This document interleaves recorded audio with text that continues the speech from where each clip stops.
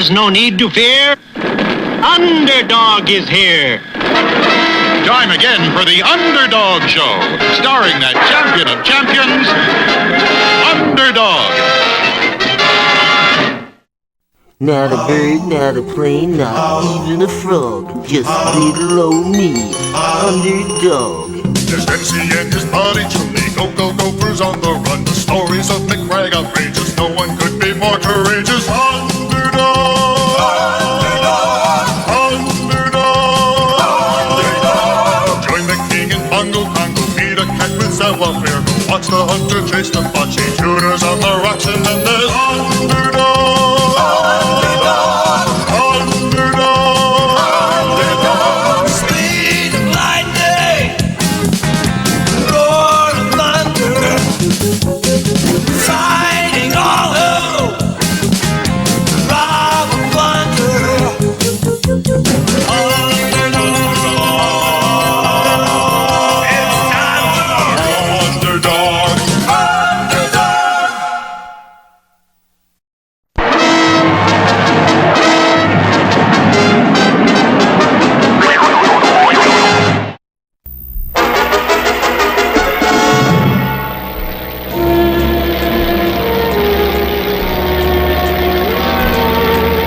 Sweet Polly Purebred, famous TV reporter, was returning from covering a big story when the small plane she was flying ran into a big thunderstorm.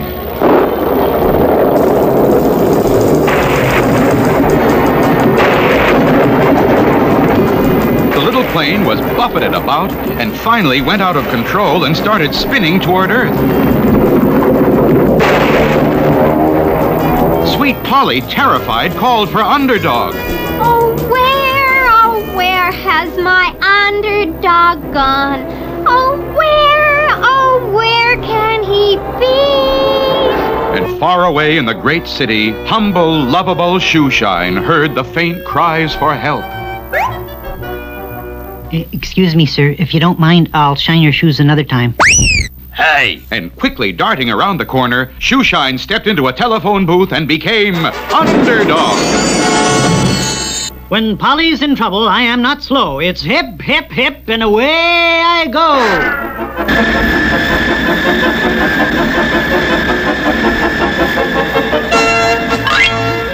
And soon, Underdog's ultrasonic hearing led him to the spot where Polly's plane had gone down. I see that I have come too late. Polly has crashed in that old crate. Oh. Hark! A voice I hear. Polly's alive and very near. Underdog, my hero. What strange land is this? Where are we? They were in the strange land of the Pickyons, pitiful, poor people who had been enslaved by a wicked witch.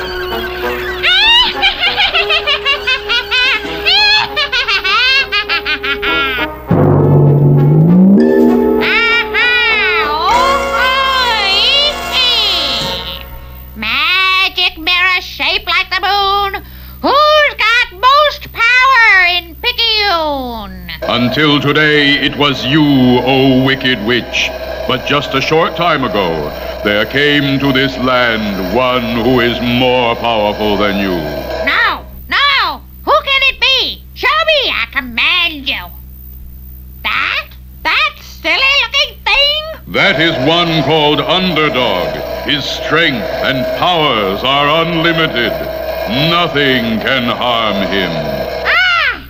Nothing? He has no weakness? Only one. Sweet Polly. I shall capture her, and then Underdog shall be in my power.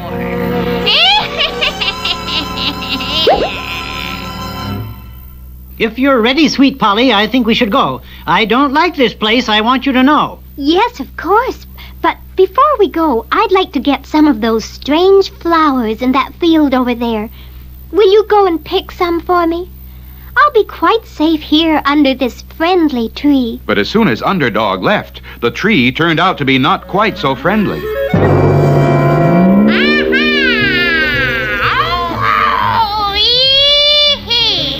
Now, me proud beauty,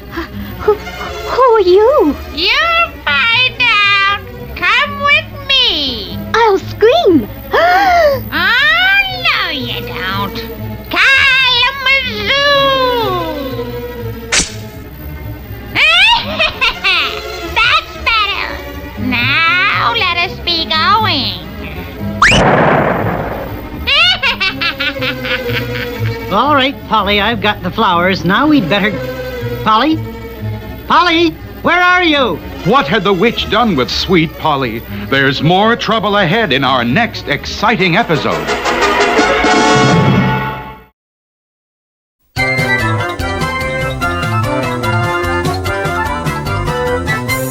It was time for the World Olympics, and for the first time, Bongo Congo is entering a team.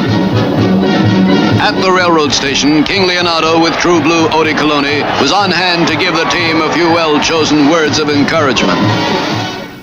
Members of the Olympic team of Bongo Congo, when you get out on that field, remember, we'll be cheering. Get in there and fight. Carry that ball. Sling that spear. Lift those weights. Leap those hurdles. And with this fighting spirit, the Bongo Congo team is on its way to the Olympics. Unfortunately, however, the physical condition of the team proved to be somewhat disappointing. Bongo Congo's discus thrower was terribly underweight. The pole vaulter was terribly overweight. The weightlifter had strong arms, but weak legs. The broad jumper had strong legs, but pigeon toes. And so it went. A fighting heart, but a weak physique. And the sad news was not long in reaching Bongo Congo. Look at that! Our basketball team was beaten 200 to 1/2. 1/2, sire? Yes, confound it. One of our men was thrown through the basket. Well, at least they have not yet announced the results of the 4-man relay race. But why? Because our last man is still running, that's why. It's the most unheard of thing I ever heard of. I tell you, Odie, we've got to... What's that noise? Outside the balcony window, sire. Confound it, what's this all about? Our Olympic team, that's what. They're a disgrace to the race. A shame on our name. A knock at our nation. The rogues in our gallery, even you could have done better. They're right, Odie. Even I could have done better. Even I? Just an expression, sire. Oh, of course. But what can we do? Call in our health minister. He should know, sire. Immediately, King Leonardo sent for health minister of Bongo Congo. What's wrong, Nick? Why is our team physically unfit? It's all them conveniences, boss. Convene what? The telephones, cars, the tractors, all them conveniences don't give a man no exercise. You know what I mean? Oh, what to do? What to do? A back-to-nature program might help, sire. Perhaps an appeal to mothers might help. Something like rustle up some muscle for your children. With a back-to-nature program, you might go into the woods yourself. Show them how to live by their bare hands. Wait, I've got it. We'll start a back-to-nature program. We'll spend a week in the forest all alone, living by our bare hands. Splendid, sire. A wonderful idea. And the news spread rapidly. Flash. King Leonardo has started a back-to-nature program. The King and Odie Cologne will personally take a 1-week camping trip without benefit of modern conveniences to set a good health example for the subjects.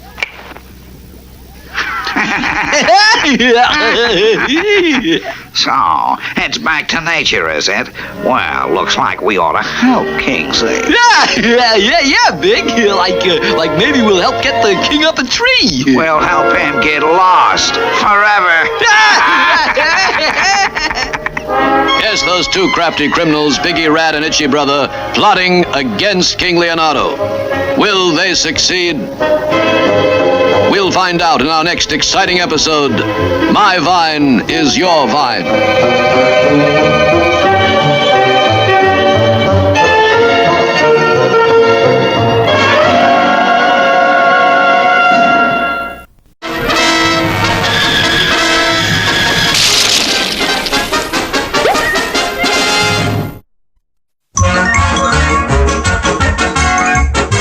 Klondike Klondike? Yes, sir, Major Minor. Yes, sir. Look at this warehouse. It's been picked clean. There's not a thing left. Every crate is empty. Savoir-Faire is everywhere. Klondike, he's stolen everything. There's no food in the fort. No food at all. I'll hitch up the dog team and go to the city for supplies. It'll take you a month by dog team. We'll all starve before you get back. Take the cargo plane and make sure that mouse doesn't steal everything on the way back. Just let him try. Ooh, I'll make mincemeat out of that mouse.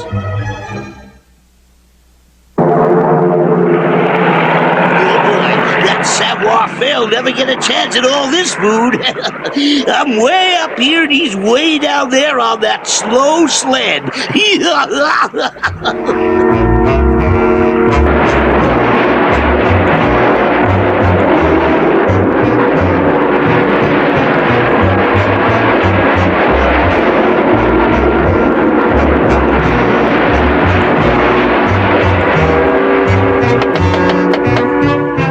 Someone's at the door. Come in. Who are you? I am the pilot inspector.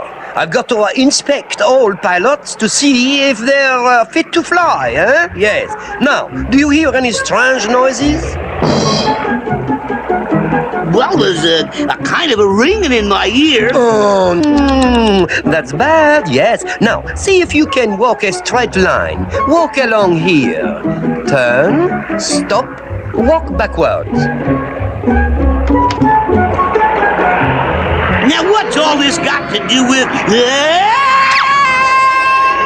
Savoir-Faire is everywhere.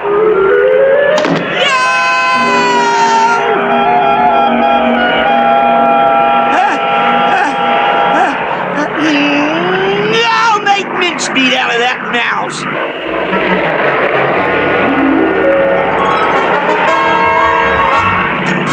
Now listen here, you mouse. Let me in.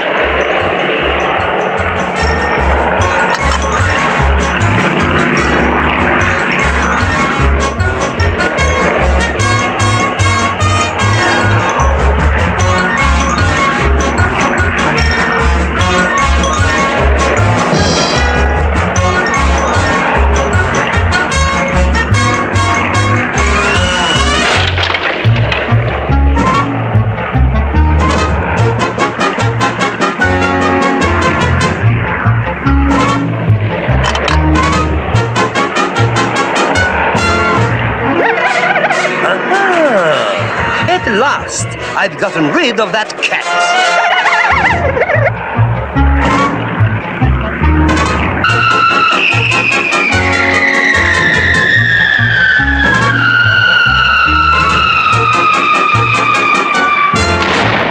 Now I've got you, you mouse!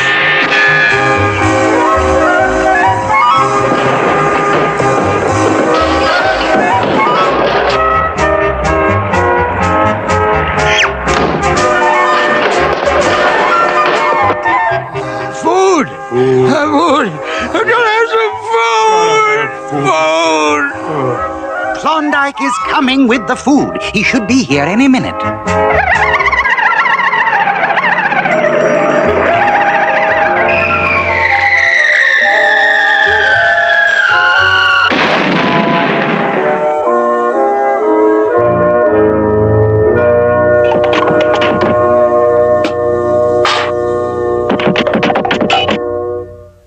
Klondike Kat always gets his mouse.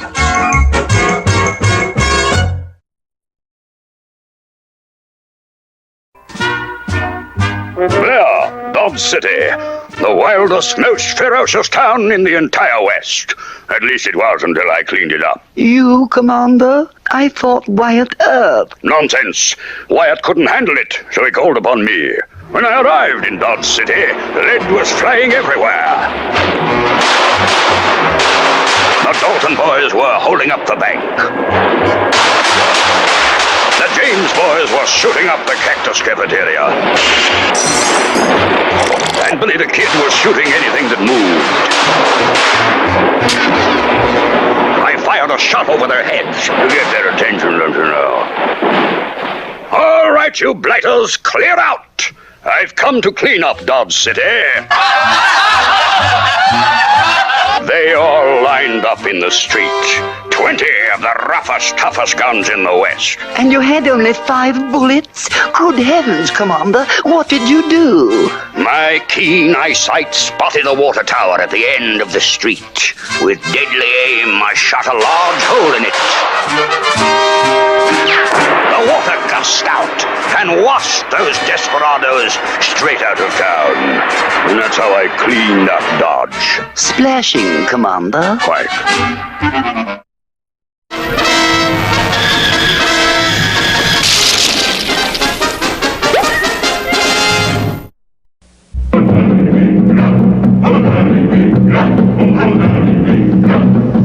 In our last exciting episode, Bongo Congo had entered its first team in the World Olympics. Unfortunately, however, the physical condition of the team proved disappointing. But King Leonardo developed a plan to improve the physical fitness of Bongo Congo's youth. Flash. King Leonardo has started a Back to Nature program. The King and Odie Cologne will personally take a 1-week camping trip without modern conveniences to set a good health example for the subjects. So, it's back to nature, is it? Well, looks like we ought to help Kings, eh? Meanwhile, King Leonardo and True Blue Odie Cologne, unaware that Biggie and Itchy were plotting against them, set out happily on their camping trip. A-camping we will go, a-camping we will go. Look, Your Majesty, a wide stream. And there's a perfect campsite on the other side. But how can we get across, sire? Confound it, Odie, don't you ever watch those jungle movies on the Late, Late, Late Show? We swing across the stream on this vine, of course. Here, you try it out. Of course, Your Majesty. It works perfectly, sire. Swing away. But at that very moment, up in the tree to which the vine was attached... Hurry up, Jungle Jerk. Cut halfway through that vine. Yeah, okay, Big, I dig. Yeah, my vine is your vine, your vine. All right, Odie, here I come. Help! Help! With daring bravado, Odie Cologne quickly pulled his king from the deep stream. Oh, my poor sire. I'm too heavy. Out of shape like the rest of the kingdom. Well, let's get on with it. We'll build our camp right up there. In that tree, sire?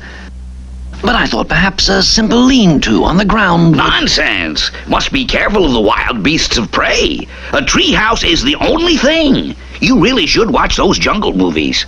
And a short while later... There, what did I tell you, Odie? Comfy and cozy. I must admit, it does seem secure, sire. But down below, at the base of the tree, Odie's feeling of security was being cut short. Oh, Odie, confound it, you're making the tree sway. But, sire, Yeah! There's no doubt of it now. I must lose weight. I suppose our next job will be finding food, sire. An excellent suggestion. Let's go fishing. All right, Itch, this is it. You dive in while I hold you with this vine to keep you from floating downstream and over the falls. Now, under the water, you grab their fishing lines and give the jerks a jerk. But, gee, Big, I'm more a land-type swimmer. I don't dig this wet water jazz. Swam. Yeah, okay, Big, I dig. And moments later, on the opposite bank... A bite, Odie! I've got a big one! So have I, sire. The strong current pulled the King and Odie rapidly downstream toward the giant and treacherous waterfall. There seemed to be no hope. Now, all we've got to do is wait out the week the King's supposed to stay here, and then take over the kingdom when he doesn't show up. So it was that at the end of the week... All right, you mugs. The king didn't show up, see? So that's why we're crowning his brother, Itchy Brother, king of all Wait! Come down from there, you traitors! The king has returned! This is a frame-up. I saw you and Kingsley going over a waterfall with no one to save you. Your trouble is, Biggie Rat, you don't watch the Late, Late, Late Jungle movie. We have a friend.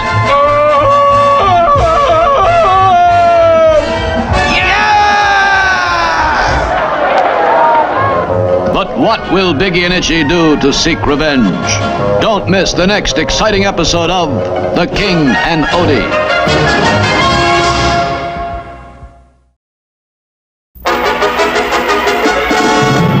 In our last episode, the witch had stolen Sweet Polly, and now Underdog was looking for her. Sweet Polly is in trouble, that I know, so it's hip, hip, hip, and away I go.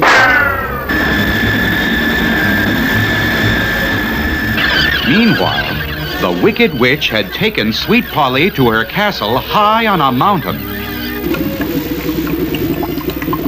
What are you doing?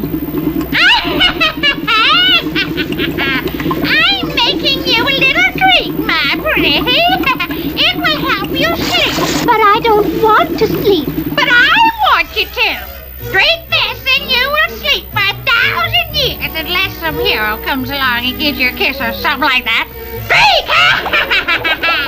I won't. You will. Won't. Will. Won't. Will.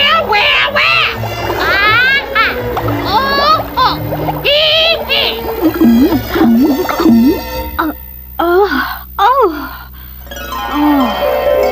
I feel so sleepy.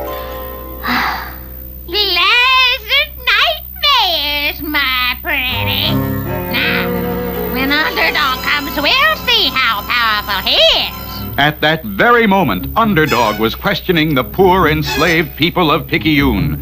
But he always got the same answer. We cannot say. We do not know. You'll have to ask the witch. Ask the witch. Ask the witch. The witch. Ask the witch. Where is this witch of whom you speak? If she's got Sweet Polly, she's the one I must seek. She lives in a castle. Up there. But beware. She'll cast a spell on you. A spell. Beware. She's wicked. Wicked. She's wicked. I am a hero, tried and true, so it's perfectly clear what I must do.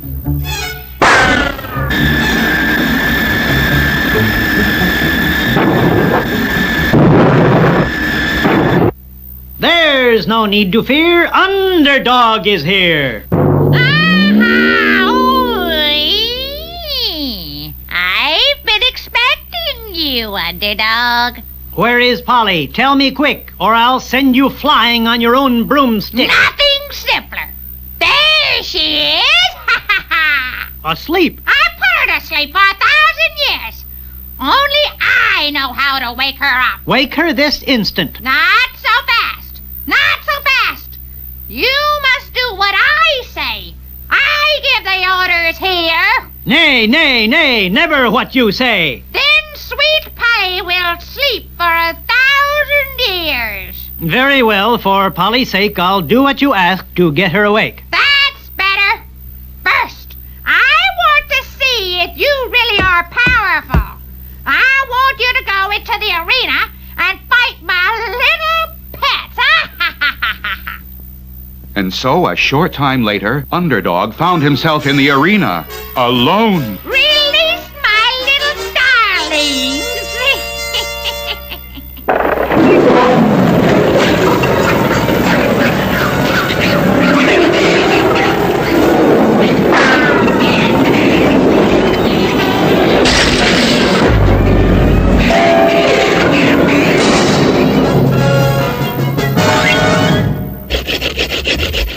I have won, as you can see. Now wake Sweet Polly and set her free. Aha!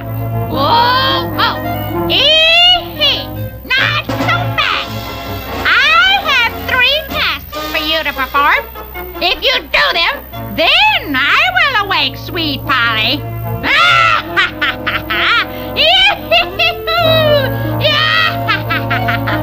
What are these 3 tasks? Will Underdog be able to do them? There's plenty of excitement ahead in our next episode.